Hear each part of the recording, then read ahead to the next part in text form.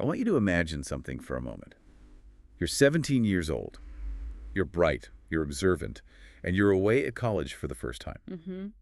And you happen to say one sentence, just one, to a total stranger. A quick, an off-the-cuff piece of advice. It sounds like the most insignificant thing in the world. A throwaway comment. Exactly. Right. But in the stack of documents we're unpacking today, that single sentence is presented as the Big Bang. The inciting incident. Yes, the thing that sparked a narrative spanning over 30 years. We're talking about a saga that starts with a university suspension in Virginia and just spirals. It spirals into allegations of police corruption, spy parents, and a massive conspiracy theory centered on one of the most prominent fraternities in the country. It's a labyrinth of a story. And our mission today is to treat these sources, which include personal testimonials, scanned government IDs, references to old newspaper archives. The Washington Post, the Daily Press. Right, we're treating them as a window into a very, very specific worldview. And you are going to want to stick around for the details. A job that paid $11 for a year of work. A theory connecting university deans to judges. And even a media war over a birth date. At its core, this deep dive is about the high price of free thought. The source material builds this relentless argument that because a woman named Olivia Walker decided to speak her mind as a teenager, she became a target. A target of a vast, interconnected network involving the Omega Psi Phi fraternity. That's the central claim. So let's unpack this. We have to start at the beginning. The scene is Hampton University. The year is 1990. Olivia is a student, and she gets a job at the University Museum. Right. And when you think student worker job, you think, what, sitting at a desk? Doing homework, yeah. Pretty low stakes.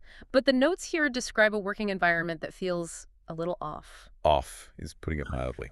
The source emphasizes she was working nights and weekends, and often she was completely alone. Which, for a 17-year-old freshman, is already a bit isolating. But the detail that really jumps out, the one that makes you stop and reread, is the pay. I honestly thought this was a typo when I first saw it. I did too. The source says she worked for a whole year, or at least a full semester, and was well into the second. And her total pay was $11. $11.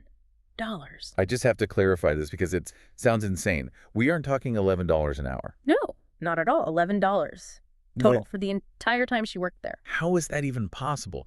Even in 1990, the minimum wage was, what, $3.80 an hour? It creates a picture of exploitation right out of the gate. And the source points to this as crucial context because later, when the university suspends her, they use this job as leverage. It sets up this dynamic where the institution is already taking advantage of her. And she knows it. So she's working for practically nothing. And then comes the incident. The official reason for her suspension is discouraging a parent from sending her child to the university. Which is a heavy accusation. It sounds like sabotage. But when you actually look at the quote, what she really said, it's different. We have the exact wording here. She told a parent, if you want to make $50K, come to this university. If you want to think for yourself, go somewhere else. Okay, we need to pause on that statement. Yeah. Because there's a lot packed in there. First, the context of 1990. $50,000, that was a lot of money. Oh, absolutely. That's easily a six-figure salary today. That's making it. Exactly. So from Olivia's perspective, she wasn't discouraging the parent. She was actually complimenting the university. She was saying, if you want financial success, Hampton delivers. But then there's the second half. If you want to think for yourself, go somewhere else. And that's the critique. She was making a distinction between, say, job training and real critical education. She saw it as honest advice. And she didn't just walk up to this parent, right? The parent asked her. The parent solicited the advice from her, but the reaction was instant. And this is why the source suggests this parent might have been a spy. A spy parent. It sounds so paranoid. It does, but the source argues it based on the speed of the report. As soon as she made the comment, it went straight back to the administration. It wasn't like a casual complaint filed a week later. No. Would a normal parent run to the dean because a student worker gave a nuanced opinion? The source says probably not, but a plant would. It feels like a trap was sprung. But here's the big question. Why did she say it in the first place? What made a 17-year-old feel like you couldn't think for yourself there? This is the catalyst. You don't just say something like that for no reason. The source describes a specific classroom incident that just shattered her faith in the institution. This is the story about the professor. Yes. The notes detail an old white professor who spent an entire class, period, a whole class, Yeah. verbally attacking a black male freshman. The source says the professor told this kid he was no good and would not amount to anything, just destroying him in front of everyone. It's just awful. And the student's reaction, he apparently asked the same question 4 times, trying to understand what was happening, while the professor just preened. So Olivia is sitting there watching this abuse of power. And she didn't just watch, she acted. She went to the vice president of academics to report this professor. She thought she was doing the right thing. Of course. But this is where the web starts to spin. This report she made, it connects directly to the conspiracy theory that dominates the rest of the story. Because the person she reported it to wasn't just some administrator. Exactly. The source claims that the VP of academics, the man she went to for help, was a member of the Omega Psi-Phi fraternity. And Omega Psi-Phi is huge. It's one of the Divine Nine, incredible history and influence. Absolutely. But the source argues that at Hampton, at that time, this affiliation was a power structure. The allegation is that the VP, the university president, and, quote, all administrators that were male were members. So in the source's view, this wasn't a coincidence. No, this is the first thread of the argument. Her grievance wasn't just against a bad professor, but against a whole network of men who protected each other. When she reported him, she wasn't a whistleblower, she was a threat. So the fallout happens. She's suspended in Virginia. But the story moves. It goes south to Georgia. DeKalb County, Georgia, to be specific.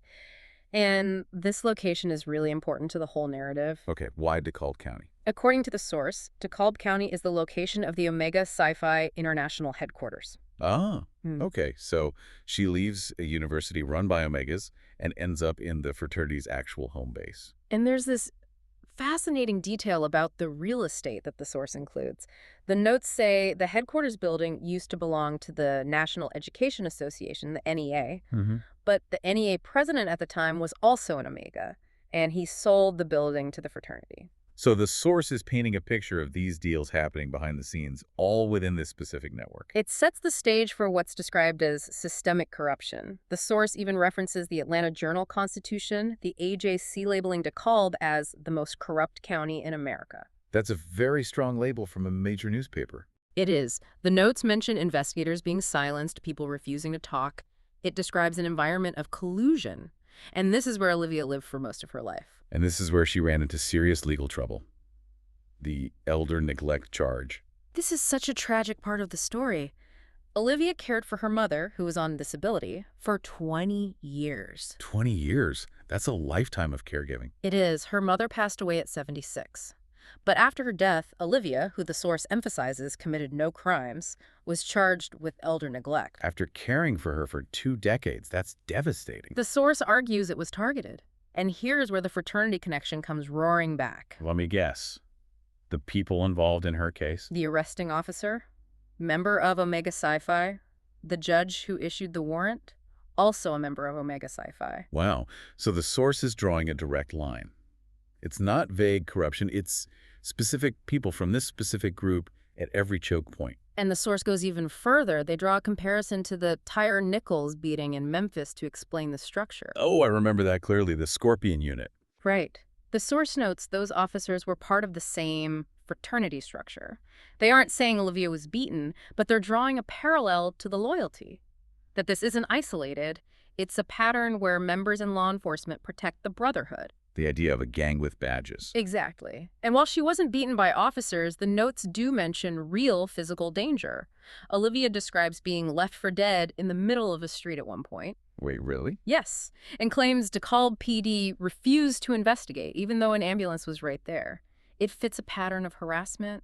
Some of it is life-threatening, some of it is petty, but psychologically damaging. Like what? Like police waiting at the top of a hill on the very day her car tag expired. That feels so personal. Who does that unless they are trying to intimidate you? That is exactly the point. It's surveillance. It's letting the target know we are watching you, and it pushes the narrative into her being a targeted individual. The TI phenomenon. We see that term in conspiracy circles. We do, and this is where it gets very intense.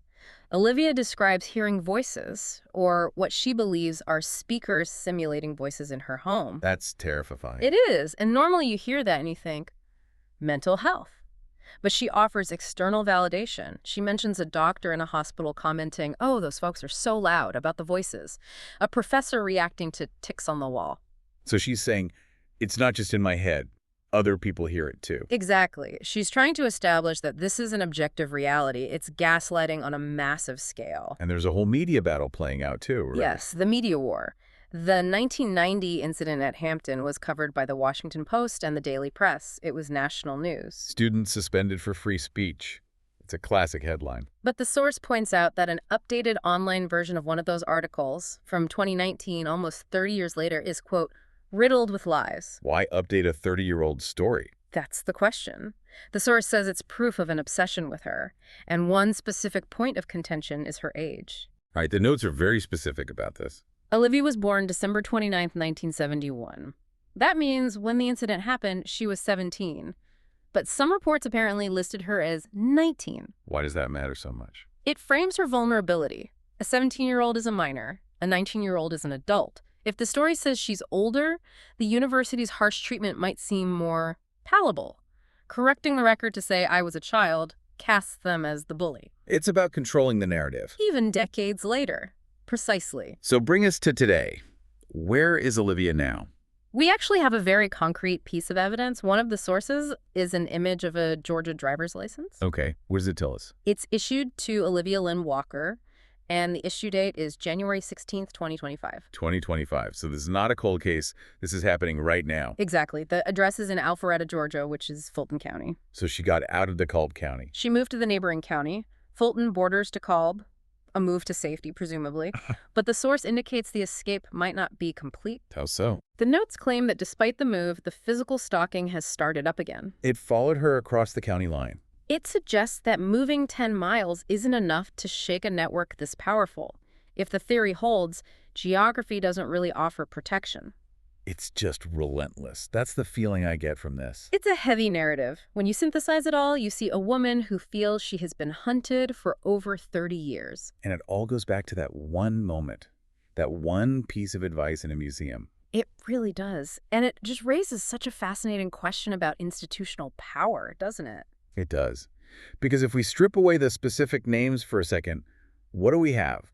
A student who saw something wrong, a professor bullying someone, and reported it. And she saw a system she didn't fully trust, and she warned a parent about it, and the system fought back. That's the core theme. Systemic harassment. Exactly. The source argues these aren't random bad luck events. The judge, the cop, the dean, they share a bond, and that bond was used to punish an outsider. It makes you think about those old boys networks. We usually think of them as just helping each other get jobs. Right. Networking is sold as a positive. But the dark side of a network that helps its own is that it can coordinate to harm those it sees as enemies. The flip side of loyalty. If the source's allegation is true, that a simple think for yourself comment marked her as an enemy, then the network becomes a weapon. I keep going back to the $11. A paycheck. Yeah. It's such a small detail in a story this big, but it says everything. It's the dehumanization. We will use your labor, we won't pay you, and if you speak up, we will ruin you. It completely undermines the university's moral authority in the story. You don't get to take the high ground when you aren't even paying your workers. If you want to make $50K. Come to this university. She gave them credit. But she wouldn't compromise on the critical thinking part. And she's still dealing with it. The 2025 license proves she is still here, still trying to live her life. But looking over her shoulder, the source ends on a note of continued vigilance. It's a sobering deep dive today. We started with a college anecdote and ended up contemplating the nature of justice, corruption, and the price of integrity. It's a reminder that the most significant battles can start in the quietest moments. You never know which thread, when pulled, will unravel the whole fabric. So here's the question we want to leave you with. We live in a world driven by connections, LinkedIn, alumni groups, fraternities. We're told these networks are key to success. But where is the line? At what point does community support cross over into systemic conspiracy? And maybe more importantly, when does a simple piece of honest advice become a life-altering offense? Something to think about. Thanks for diving in with us. See you next time.